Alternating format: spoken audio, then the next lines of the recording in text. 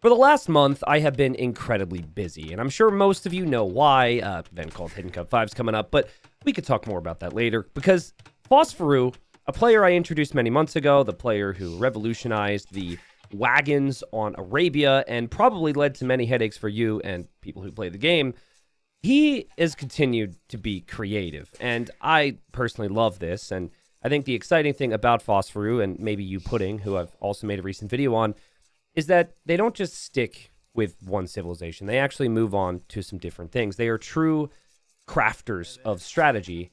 And also, of course, the big thing, the big theme in all this, they're doing it on the most competitive map in AoE2. Okay, maybe not the most, not competitive map in AoE2, the most aggressive map in AoE2, and even that might not be the case, but you get my point.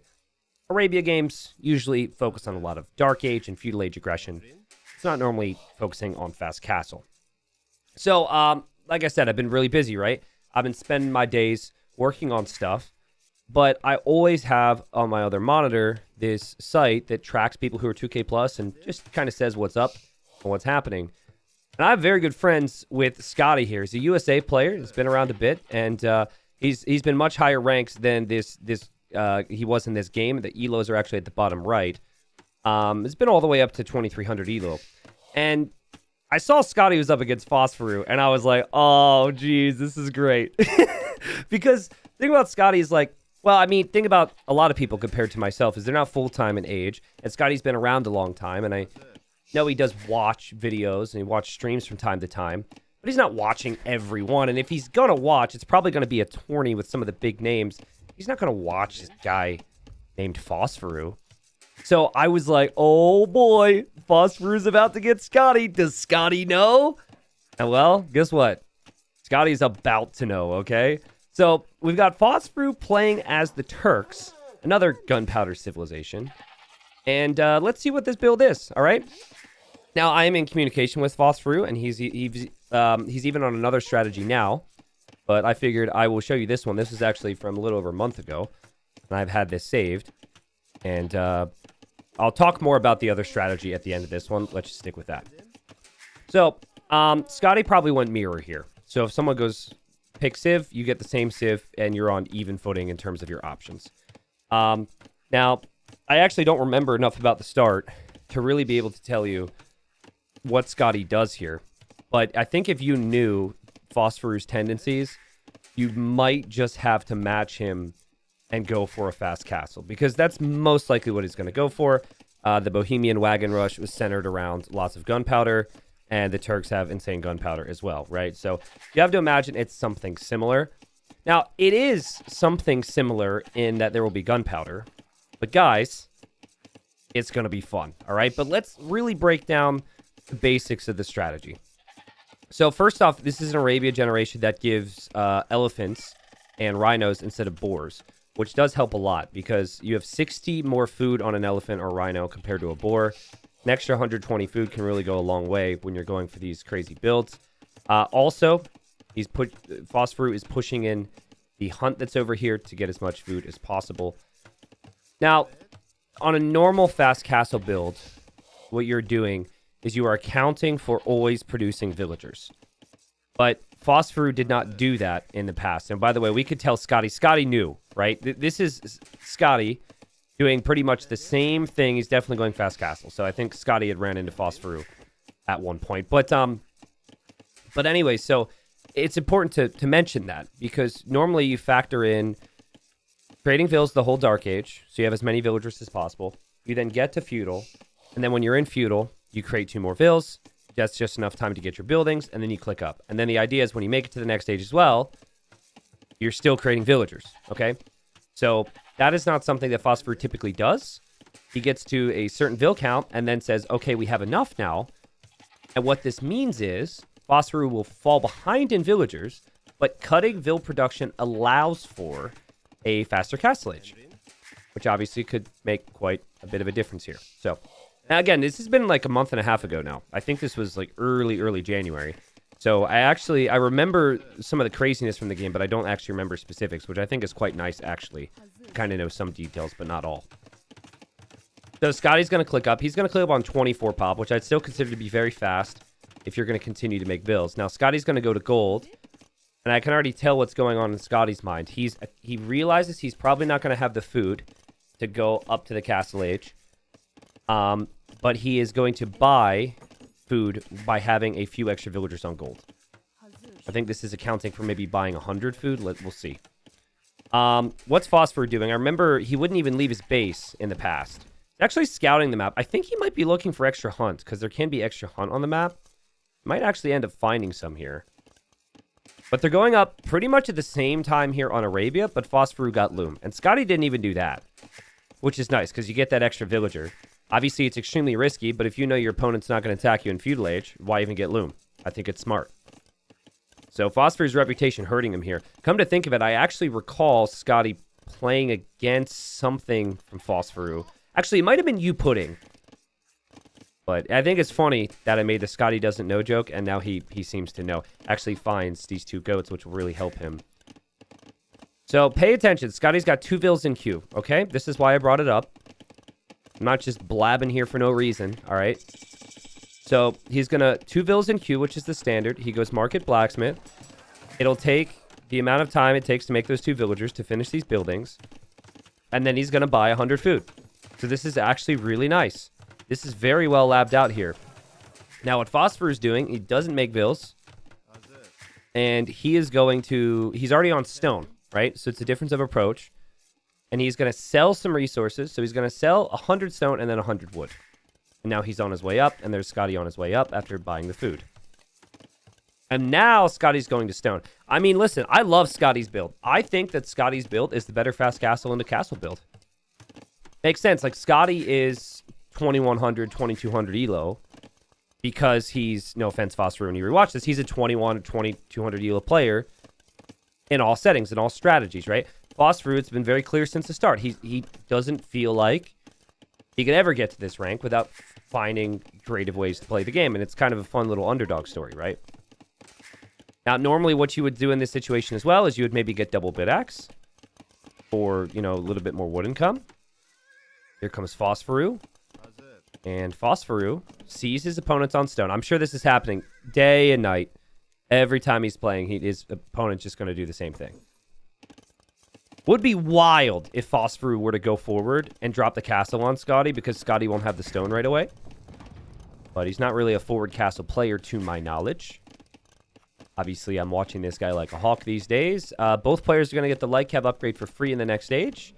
That is a Turk bonus. And Scotty is a little bit behind to castle age. It actually could be worse for him, but you would expect him to react. And what a funny game, right? It's already so unique. That's what I love about this guy. So don't you worry, Phosphoru's got a plan, and that plan obviously is to drop the castle. His villager moving forward is part of this plan. Now Scotty sees the vill. I think the lion actually clued him onto it, and this should be a dead villager here. That is a really nice find here for Scotty. Yeah, lion is attacking, and do we have quick walls? No. Phosphoru, he's not got a quick wall. So now he's down by 4 vills. He's going to produce another, and he's going to just stick to the strat and just send a villager forward right past where the other one died. And he builds a castle directly on his goal that's also next to the wood. But notice there's no food income, okay? Scotty, interesting castle position. His wood is forward here, so he probably feels like he needs to protect it. But he's going to go wood upgrade, farm upgrade. Naturally, he's going to seed some farms, which makes sense. He's always making vills, which makes sense.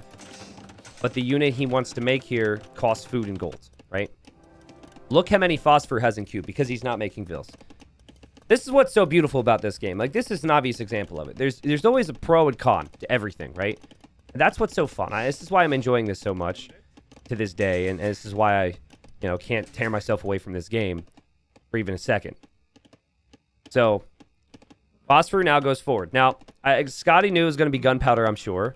What is about to happen, Scotty has probably never seen.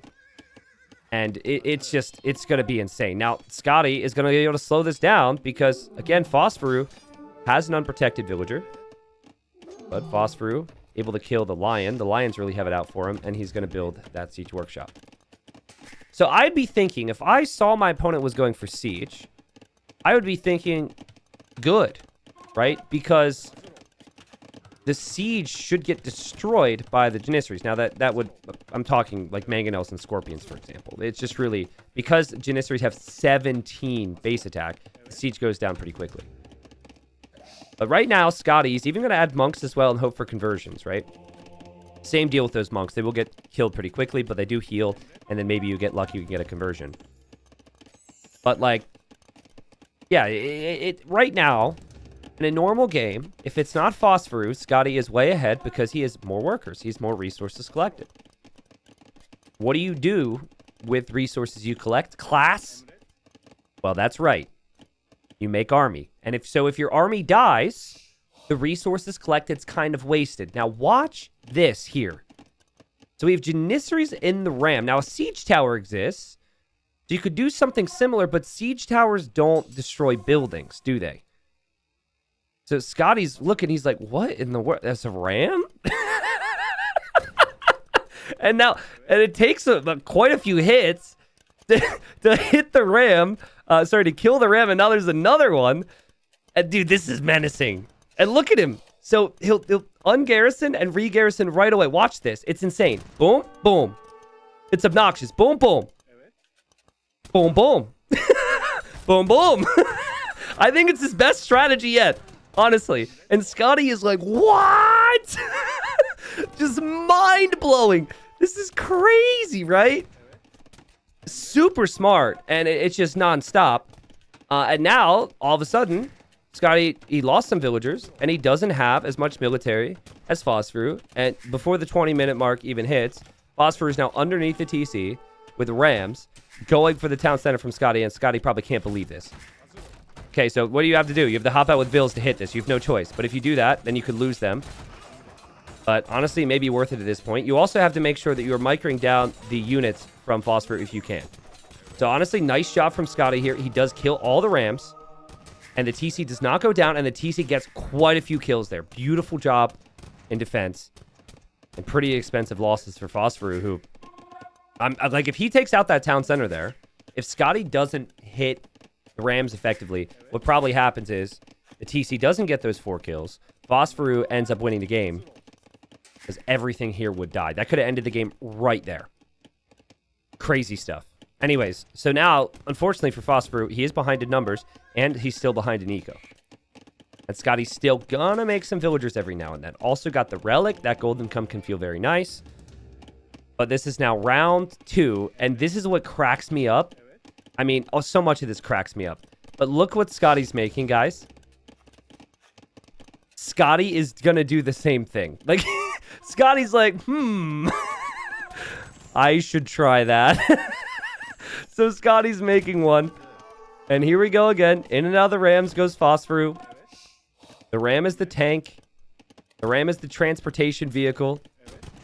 Out of the ram, into the ram, and let's see if Scotty could try. Now, Scotty's ram is not... Scotty, you did not learn. It's just ridiculous. Like, I think this is new meta stuff. Honestly, I think that people should be doing this more in normal circumstances in the mid-game. It's just hilarious. I've always felt like siege towers were underutilized in general. But yeah, Scotty, he put 1 in there, but I mean, he doesn't have the micro to be able to do what Phosphoru is doing here. He's just pressing on Garrison. He's doing it at the right spot, and he's got the timing down. And look at him, guys. He goes underneath the castle with this. It's crazy. And he's going to ram down Scotty's ram, and now he can still sit underneath the castle, and he can still get kills. And he's timing it pretty effectively here, pretty efficiently, and Scotty probably just can't believe it. This is insane. This is absolutely insane. However... Castle fire is a problem. Just like the TC fire was a problem, castle fire is a problem. And Scotty is always making villagers. So yet again, we find ourselves in a situation where the economy and Scotty taking engagements that are just good enough keeps him in this. By the way, what's Phosphoru's eco look like? This is it. He does have farms. But, like, I just feel like, do you have to take the castle here? I don't know what you go for. It's really tricky. I just love how fun it looks. Not to be Scotty. Being Scotty right now would suck. But yeah, he's going to come over here with the ram. And yeah, I mean, there's enough arrows. Oh, God. Oh, God. Scotty tried it. Oh, God. Scotty tried it. Scotty's had enough. Scotty's villagers have had enough. Repairing his own ram. He's sending a message here, and can't really get to the ram yet, but he's holding. I think Phosphoru is going to have one more go here, guys. One more go. If you take the castle out, it could be game over. Because this is a Janissary war, so you need to have these. And there's 3 rams here, excuse me. I got confused. I like how Phosphoru is trying to distract him. Looping around this way. It also looks like Scotty's going to run over to this gold. It's going to be pretty timely for Phosphoru to be over there. Phosphoru can see that gold with the light cabin. Yeah, here he goes again. Round, what, 4? Did bring a villager in there to repair the ram there. That got sniped. Kills that ram. Kills that villager. Kills that villager. Kills that villager. Well, not quite. Nope, now it does. The ram goes down. Back into this ram. Yep, Scotty's units, like your units will always attack the closest thing to you. So that's what makes the rams really strong here. And you're only exposed for a limited period of time when you're out of that ram. So if you get the timing down, you can hop out at the perfect time and really surprise him as he's attacking the ram, right? I think Phosphoru forgot about that. Phosphoru didn't, I mean, he's been thinking about the gold, so he's still doing that. But Scotty, again, ends up getting the kills and ends up holding. I mean, a castle is really ambitious. Trying to take out the castle is really ambitious, but he got a halfway down. But Scotty has 13 Janissaries now. He's continuing to produce villagers. He has good eco. Remember, he got eco upgrades. And, oh, actually, it looks like the villagers here killed that guy. And I imagine Phosphoru was probably distracted, and now Scotty's starting to pick off the reinforcements. And Phosphoru says, GG, I have taught you the way, and then smiles. Because Scotty, I don't think he would have gone for ram here against any other player. He only did it because of playing up against Phosphoru. Now, what I don't have here, and it has been like a month and a half now, was the long conversation they actually had after this game. And, you know, maybe I should keep private conversations private and all that, but it wasn't really that. It's not like it was that crazy. They just chatted back and forth, and Scotty was like, dude, that was insane. You know, I can't do that. That's so creative. And Phosphoru's like, yeah, you know, I've been working on this, blah, blah, blah. It was a little bit more back and forth. They said GG. They moved on. And, you know, a month and a half later, this video comes out. But, yeah, I just thought that was cool. The mutual respect between the players and how Scotty was like, holy crap, like, how did you do that? And how Scotty, who has been around a very, very long time, you know, encountered something new on Arabia. And that's what Phosphoru does.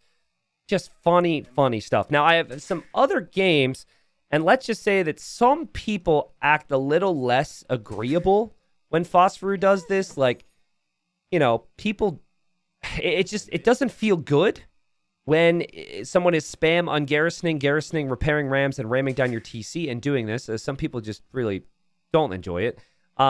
But I figured that maybe those would not be best for a video for obvious reasons. So, you know, good stuff here. Phosphoru still labbing out some stuff.